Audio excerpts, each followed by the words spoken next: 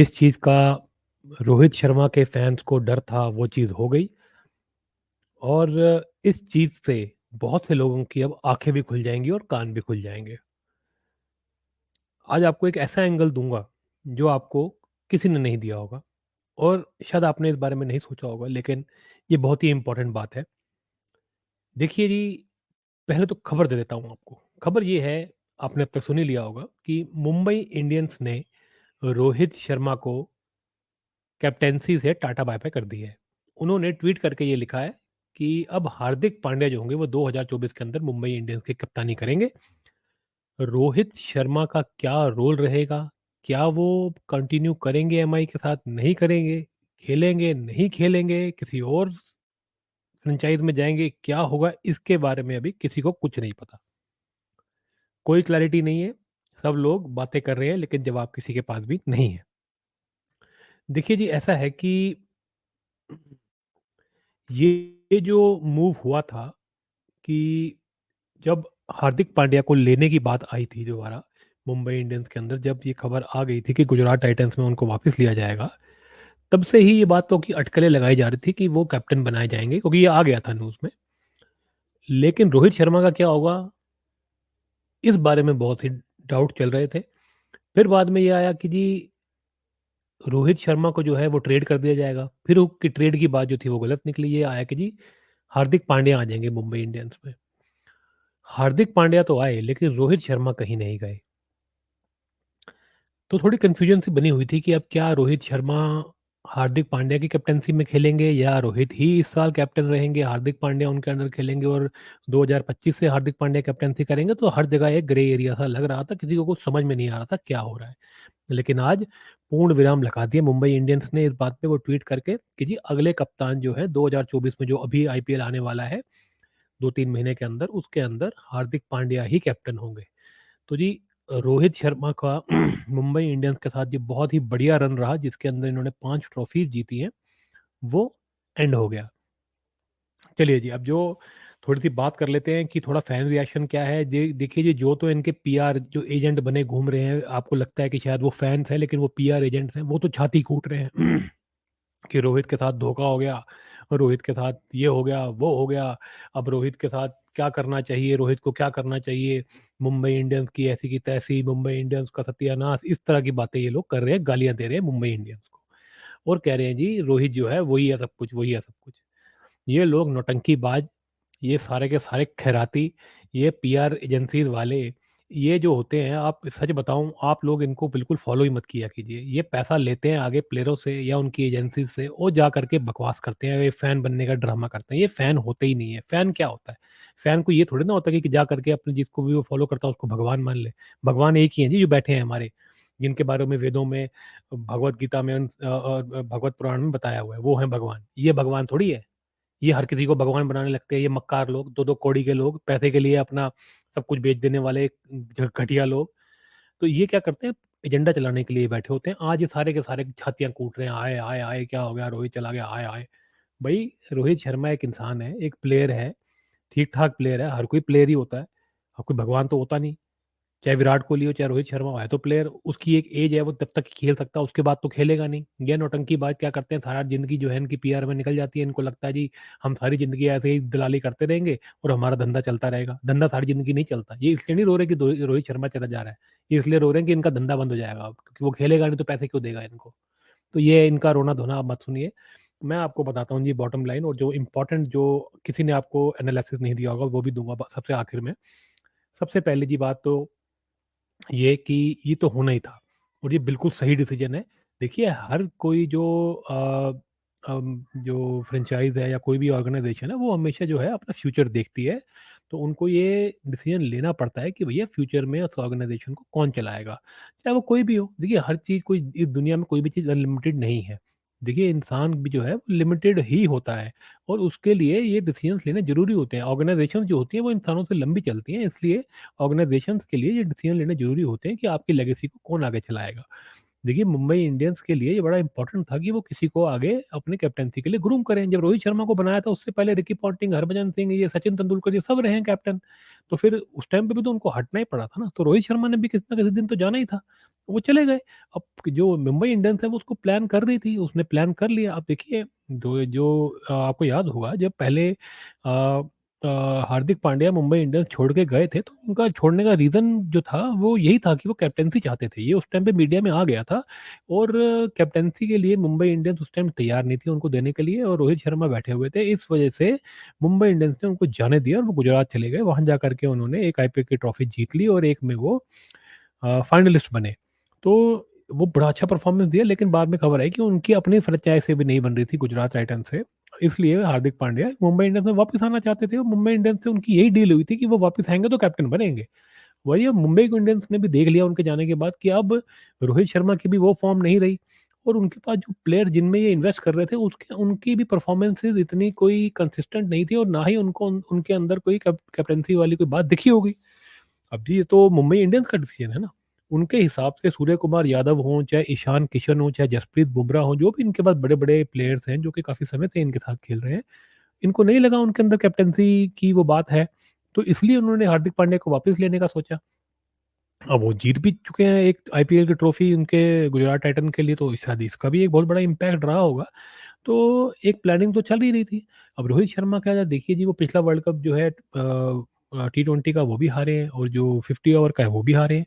तो जी देखिए, अब ये 2 वर्ल्ड कप वो हार चुके हैं, तो उनका तो देखिए सितारे जो हैं वो बेचारे, वो अब इतने अच्छे भी नहीं रहे, उनका टाइम भी इतना अच्छा नहीं चल रहा है। तो ये होता है कभी-कभी कि जल्दी जो काम शायद थोड़े समय में बाद होने वाले होते हैं, वो पहले ही हो जाते हैं। तो इसको थोड़ा-सा हार्ड लक भी कहेंगे, लेकिन this was on the cards. ये आज नहीं तो कल ये होना ही था। लेकिन मुंबई इंडियंस क्योंकि एक प्रोफेशनल ऑर्गेनाइज़ेशन है, उसने ये डिसीजन सही टाइम पे, उनके हिसाब से सही टाइम था, उन्होंने ले लिया। अब ये रोना-पिटना करने से कुछ नहीं होगा। हर ऑर्गेनाइज़ेशन के अंदर ये होता है। किसी से भी ऐसे प्लेयर्स के साथ कोई दिल लगाने की ज़रूरत नहीं है। जब तक वो खेलते हैं अच्छे हैं, उनको सपोर्ट कीजिए। अब जब वो चले जाते हैं, जब तो जाना तो हर प्लेयर ने होता है। सहवाग, सचिन, गांगुली, द्रविड़ सब चले गए, लक्ष्मण सब चले गए, सब चले गए। तो भैया ये भी चले जाएँगे, तो ज़्यादा दिल लगाने की ज़रूरत नहीं होती प्लेयर्स के साथ। वहीं तक टीवी तक ही छोड़ दीजिए इनको, ठीक है ना? तो अब देखिए जी, मैं आपको ये बात बता दूँ कि जो मेन बात थी वो यही थी कि रोहित शर्मा के परफॉर्मेंस में इतना दम था नहीं, स्पेशली टी20 के अंदर। उनकी फ़िटनेस के ऊपर तो बातें उठती ही हैं। लेकिन उनकी परफ़ॉर्मेंसेज़ थी नहीं, और स्पेशली आईपीएल में तो बहुत ही बुरी परफ़ॉर्मेंसेज़ थी उनकी, और टी20 इंटरनेशनल में भी कुछ ख़ास वो कर नहीं रहे थे। हाँ, तेज़ खेलते हैं, लेकिन इसका मतलब ये तो नहीं ना कि आप तेज़ खेलने के भरोसे बैठे रहोगे, रन आप बनाओगे ही नहीं। तो मैच आपको जिताने पड़ते हैं, खुद भी रन बनाने पड़ते हैं, तभी आप रहते हैं किसी भी टीम के अंदर। आप कैप्टन बन के आप कब तक अपना जो है, अपना स्पॉट जो है उसको खींच सकते हो, तो आपको ये कुछ ना कुछ तो डिसीज़न लेना ही पड़ना था। मुझे लगता है इन सब चीज़ों ने जो है कंट्रीब्यूट किया, और मुंबई इंडियंस ने ये डिसीज़न ले लिया।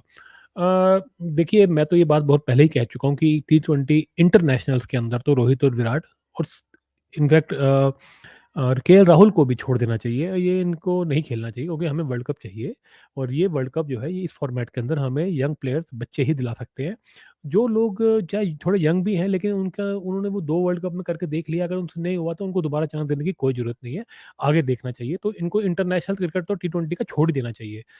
बच्चा आईपीएल में फिर भी ये खेल सकते हैं, लेकिन एज़ अ कैप्टन खेलते या नहीं खेलते ये फ्रैंचाइज़ का डिसीजन है, और फ्रैंचाइज़ ने बिल्कुल मुझे मेरे हिसाब से ठीक डिसीजन लिया है कि उन्होंने इनको अब हटा दिया है। अब जी मैं आता हूँ उस पॉइंट के ऊपर जिस पॉइंट के ऊपर किसी का ध्यान नहीं गया है और कोई एनालिसिस नहीं करके दे रहा है। शायद कोई करेगा भी नहीं, लेकिन मैं आपके लिए ये एनालिसिस कर देता हूँ। ये जो आज डिसीजन लिया है मुंबई इंडियंस ने, ये एक्सपोज़ कर देता है किसको? बीसीसीआई को। ये डिसीजन बीसीसीआई को लेना चाहिए था रोहित शर्मा को लेकर के टी20 में। लेकिन आप बीसीसीआई में देखिए फ़र्क, और मुंबई इंडियंस को देखिए। मुंबई इंडियंस एक प्राइवेट लिमिटेड कंपनी है, किसी का पैसा लगा है उसके अंदर। उस कंपनी के आगे शेयर होल्डर्स भी हैं, जो उनकी पेरेंट कंपनी है रिलायंस ग्रुप, और वो प्रोफ़ेशनली काम करते हैं। देखिए, उनके यहाँ बेकार की बातें नहीं होती, वहाँ पे इमोशनल बातें ज़्यादा समय तक नहीं चलती हैं। लेकिन बीसीसीआई जो है ये बिल्कुल भी प्रोफेशनल नहीं है। ये तो यहाँ पे अपना कोई प्राइवेट धंधा चल रहा है। इसके अंदर ऐसे अजीब-अजीब से लोग बैठे हैं जिनका क्रिकेट से कोई लेना-देना नहीं है। और इतने सालों से बैठे हैं, पता ही नहीं चलता वो क्या कर रहे हैं, क्यों कर रहे हैं। पॉलिटिक्स इतनी ज़्यादा है, पता नहीं इस देश के अंदर क्रिकेट के अंदर जो एक जिसे कहते हैं ना, एक कूड़ा जो सड़ांध है वो भरी पड़ी है, लेकिन कोई निकालता नहीं है। इनफैक्ट मोदी सरकार भी जब आई है उसके बाद मुझे उम्मीद थी कि कुछ सही होगा, लेकिन क्रिकेट की सड़ांध को तो वो भी नहीं ठीक कर पाए। तो जी क्रिकेट बीसीसीआई इतने घटिया तरीके से चलाती है, इतना ज़्यादा पॉलिटिकल है कि वो डिसीजन कोई लेती ही नहीं है। जितना मर्ज़ी पैसा कमा लो, राइट्स बेच लो, हज़ारों करोड़ों की डील कर लो, तुम्हारे में एक डिसीजन लेने की तुम्हारे अंदर अकल नहीं है, तभी तुम कुछ नहीं जीतते। इसलिए हमारा इंटरनेशनल क्रिकेट में इतना सत्यानाश हो रखा है। पिछला वर्ल्ड कप हारे 50 ओवर का, भई अब तो सीनियर प्लेयर अपने बारे में खुद डिसाइड करें। और भाई तुम बीसीसीआई हो, तुम क्या प्लेयर्स के कोई पीआर एजेंसी हो कि वो खुद डिसाइड करेंगे? तुम डिसाइड करोगे ना। उनकी देखा नहीं, मुंबई इंडियंस ने उठा के बाहर किया। उनको जब जिसको जो क्रिकेट चला रहा है, जिसके खुद के इंटरेस्ट हैं, जो ऊपर बैठी गवर्निंग बॉडी है, वो डिसीजन लेगी या प्लेयर खुद डिसीजन लेगा? रोहित शर्मा कहेगा मैं नहीं करता जी। मैं नहीं चाहता जी, मुंबई इंडियंस को मुझे कैप्टन बनाना पड़ेगा, ऐसा कभी होता है? तो ये बीसीसीआई में क्यों नहीं होता? बीसीसीआई का मतलब क्या है? बीसीसीआई जो चलती है वो तो पूरे हमारे भारत के शेयर होल्डर, भारत के लोगों के लिए चलती है ना वो तो। जो उसके अंदर भी तो कोई किसी न किसी को उनकी रिप्रेजेंटेशन होती है, कि वो अपना बिंदास चल रहा है, जो है प्रेयर करते रहे। ये बीसीसीआई का और हमारे इंटरनेशनल क्रिकेट का सत्यानाश इसीलिए है, ये बात प्रूव कर देती है कि मुंबई इंडियंस ने जो डिसीजन लिया, ये डिसीजन कभी भी बीसीसीआई ले ही नहीं सकता। वरना अगर इनकी औकात होती तो ये पहले ही ले लेते और हम कम से कम अभी 1 या 2 आईसीसी की ट्रॉफीज़ जीत जाते। मैं गारंटी के साथ देता हूँ, मुंबई इंडियंस ने ये डिसीजन लिया है, ये कुछ ना कुछ बहुत जल्दी जीत जाएँगे आईपीएल की ट्रॉफी। 1-2 साल के अंदर देख लीजिएगा आप, ये जीतेंगे। क्योंकि आपको हार्ड डिसीजंस लेने पड़ते हैं और जो डिसीजंस आपको अपने आँखों के सामने दिख रहे हैं कि ये लेने ज़रूरी है, उनको इमीडिएटली लेना चाहिए। उनको डिले करने की ज़रूरत ही नहीं है। बीसीसीआई डिले करे जा रही है, करे जा रही है, करे जा रही है। रोहित शर्मा, विराट कोहली, केएल राहुल खेले जा रहे हैं, खेले जा रहे हैं, खेले जा रहे हैं। इवन जडेजा, जडेजा जैसा प्लेयर भी लगा हुआ है, लगा हुआ है। He is past his prime. मेरा मानना ये है, ये चारों प्लेयर वाइड बॉल क्रिकेट के अंदर दिखने नहीं चाहिए दूर-दूर तक। और अगर टेस्ट मैच में भी इनकी परफॉर्मेंस ठीक नहीं है, बाहर करो। कोई इनको लंबी रोप देने की ज़रूरत नहीं है। There is no reason for any emotions. भैया ये देश के अंदर इतने लोग क्रिकेट खेल रहे हैं, यहाँ पे गरीबी है, लोगों को इतनी ज़्यादा अपॉर्च्युनिटीज़ चाहिए। ये क्या अपने 10-10 सालों से बिना कुछ परफॉर्म किए, बिना कुछ जिताए अपनी जगह बना के बैठे हैं, अपना रिकॉर्ड बना रहे हैं पर्सनल। एक ट्रॉफी नहीं है हमारे पास। तो इनको उठा के बाहर करना बिल्कुल सही डिसीजन था। मुंबई इंडियंस ने प्रूव कर दिया कि जब तक बीसीसीआई उनकी तरह एक प्रोफेशनल सेटअप की तरह डिसीजन नहीं लेगी, नहीं चलेगी, वो कुछ नहीं जीतने वाले। मुंबई इंडियंस को ऑल द बेस्ट, बहुत अच्छा डिसीजन लिया। हाँ, अब ये देखना पड़ेगा कि फ्यूचर क्या होता है रोहित शर्मा का, ये मेरे को लगता है उनके ऊपर भी अब डिपेंड होगा। ये कुछ थोड़ा ग्रे एरिया है, थोड़ा ऐसा चलता है जब भी ऐसी मुश्किल डिसीजन लिए जाते हैं। तो जो पेरेंट जो ऑर्गेनाइजेशन होती है और प्लेयर के बीच में ये ऐसी एक जिसे कहते हैं ना कम्युनिकेशन का गैप सा रहता है। वो भी वेट कर रहे हैं कि रोहित शर्मा क्या कहते हैं, ये भी वेट कर रहे हैं। रोहित शर्मा भी वेट कर रहे हैं कि आगे से क्या आता है। आज उन्होंने तो आगे से कर दिया, अब रोहित शर्मा के कोर्ट में बॉल है कि अब वो क्या होता है। ये भी हो सकता है कि ऑलरेडी डिसाइड हो चुका हो कि क्या फ्यूचर है इनका, धीरे धीरे पता चलेगा। लेकिन ये देखने वाली बात होगी, प्लेयर पे भी डिपेंड करता है कि अब वो अपनी लेगेसी कैसे रखना चाहता है। तो अब देखते हैं आगे उनका फ्यूचर क्या रहता है, लेकिन इंटरनेशनल क्रिकेट तो मुझे लगता है रोहित शर्मा का इस डिसीजन के बाद खत्म हो चुका है टी20 का, और शायद वाइट बॉल क्रिकेट का भी उनका जो है करियर खत्म हो चुका है, क्योंकि 50 ओवर में भी अब वो क्या ही खेलेंगे, 4 साल बाद वर्ल्ड कप है, अब तो खेलना उनका बनता ही नहीं है। तो मुझे लगता है रोहित शर्मा सिर्फ अब टेस्ट मैच के प्लेयर रह गए हैं। इसीलिए शायद वो कुछ इस तरह की इमोशनल वीडियोज करवा रहे थे अपने पीआर एजेंसी से। थोड़े दिन, एक या 2 दिन पहले उनकी वीडियो आई जिसमें ऐसा लग रहा था कि वो घर में ही बैठ के उन्होंने शूट कर लिया, किसी फैन से शूट करा लिया। वो बता रहे थे कि बड़े इमोशनल हो गए कि जी वो हार के बाद कैसा लगा, उनको क्यों लगा, वो कैसे उस चीज़ से दूर, उस न्यूज़ से, उस बातों से दूर रहना चाहते थे। वो इमोशनल वीडियो कर रहे थे। मैंने तब भी कहा था कि इमोशनल इमोशनल वीडियो करने की कोई ज़रूरत नहीं है भैया, तुम क्यों इस चीज़ को कर रहे हो? तो अब समझ में आ रहा है कि वो ये सब क्यों कर रहे थे। उससे पहले भी वो किसी का बयान आ रहा है कि जी रोहित शर्मा बल्की हैं लेकिन बहुत फिट हैं, बहुत फिट हैं। ओ भैया ये बातें तुम क्यों मीडिया में डलवाए जा रहे हो?